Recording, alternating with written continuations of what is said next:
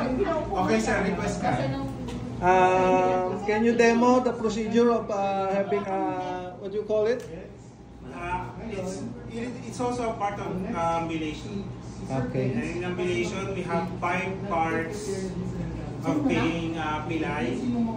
Okay. And the first one is called 2-point gate.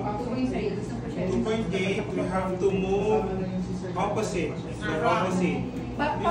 First, you have to identify your weak side, Okay. followed by the strong side. So first move. So my weak side is the right side. And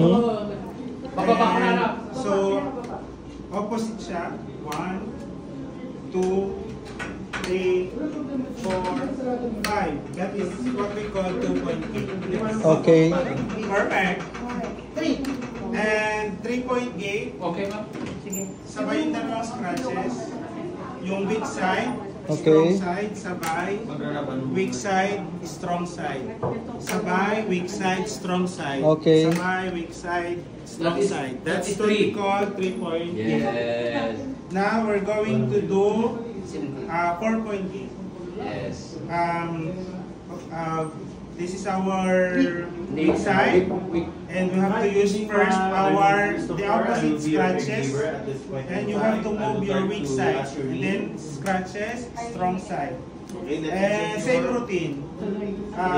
Scratches, weak side, scratches, strong side. Same routine. Going to bring you at the That is what we call MRI room. You will go Swing. You will undergo MRI test Okay. for your. This is the swing 2, injured which is head. pantay lang. Okay. That's what you call swing 2. Swing Mamaya na 2, ilagay. Okay. Swing through means you will. Okay. Okay. Okay na, okay na. Thank you. Swing